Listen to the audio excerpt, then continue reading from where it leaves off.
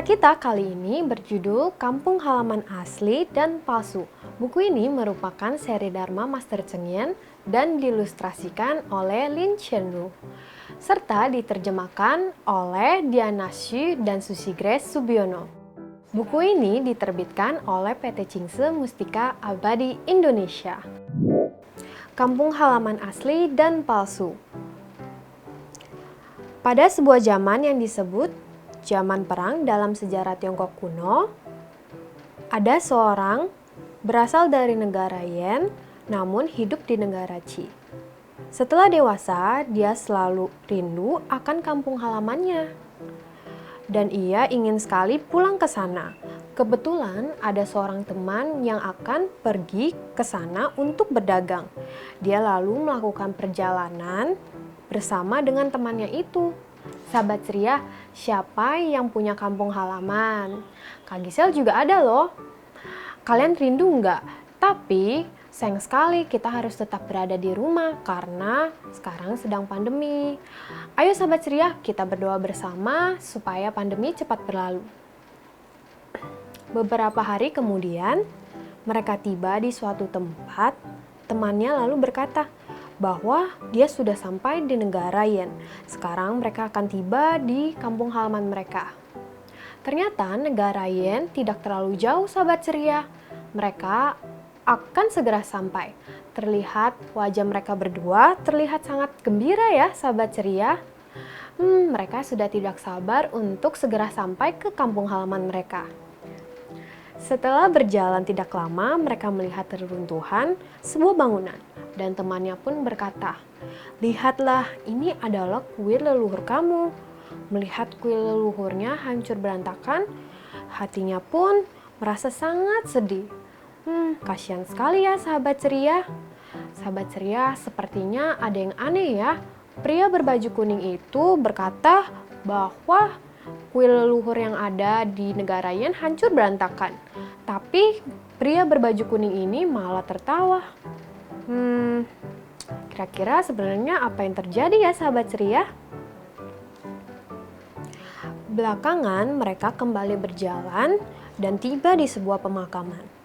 Temannya pun berkata, "Ini adalah makam leluhur dan orang tua kamu." Melihat makam leluhur dan orang tuanya hancur berantakan juga, kesedihannya memuncak dan dia menangis terseduh-seduh. Tapi temannya yang berdiri di sampingnya malah tertawa. Bagaimana ini sahabat ceria? Sepertinya ia sangat sedih ya. Sahabat ceria, lihatlah gambar ini. Sahabat ceria, jika kita melihat gambar ini, tampaknya pria berbaju biru sangat marah terhadap baju kuning. Kira-kira apa yang ia katakan ya sahabat ceria? Yuk kita coba lihat. Dia berkata dengan sangat marah, "Selama puluhan tahun saya terus merindukan kampung halaman saya. Hari ini setiba saya di kampung halaman, di sini terlihat kuil keluarga saya hancur berantakan. Dan juga menemukan makam leluhur keluarga kami tidak terurus di pinggiran kota. Tahukah Anda bagaimana perasaan saya saat ini? Mengapa Anda malah tertawa terbahak-bahak?"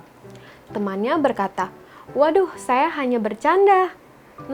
Tempat ini sama sekali bukan kampung halaman mereka." Mendengar hal tersebut, kesedihannya pun sirna seketika. Dalam hati dia berpikir, "Tempat ini bukanlah kampung halaman saya. Mengapa saya menangis begitu sedih?" Sahabat ceria, ternyata pria berbaju kuning itu hanya bercanda. Dia tidak mengatakan hal sesungguhnya dan mereka belum sampai di kampung halaman mereka, negara Yan. Syukurlah sahabat ceria. Lihatlah mereka kemana? Tampak mereka berdua melanjutkan perjalanan. Hati-hati ya. Semoga lekas sampai di negara Yan. Mereka berdua meneruskan perjalanan. Beberapa hari kemudian, mereka pun tiba di kampung halaman mereka, negara Yan. Dia menyaksikan kuil keluarga dan juga makam keluarganya. Namun ketika itu, hatinya tidak bergejolak lagi. Dengan sangat tenang dia berziarah di sana. Setelah menempuh perjalanan berhari-hari, mereka tiba di negara Yen sahabat ceria. Syukurlah ternyata kuil dan makam keluarganya tidak hancur. Sekarang mereka dapat dengan tenang berziarah di sana. Pesan Master Cheng Yen. Pada umumnya, hati manusia selalu bergejolak dan merasa risau, dan tidak tenang mengikuti suasana.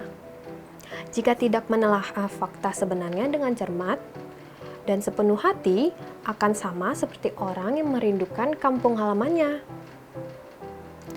Hanya berdasarkan beberapa fakta ataupun kata-kata dari temannya, tidak terkendali lagi, ia langsung menangis terseduh-seduh.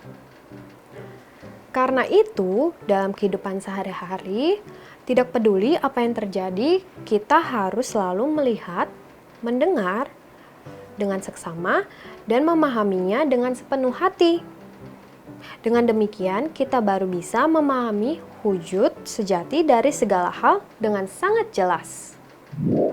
Sahabat ceria, sekarang mereka telah sampai di kampung halaman mereka yang asli. Tempat tadi bukanlah kampung halaman mereka. Sekarang mereka sampai di negara Yen.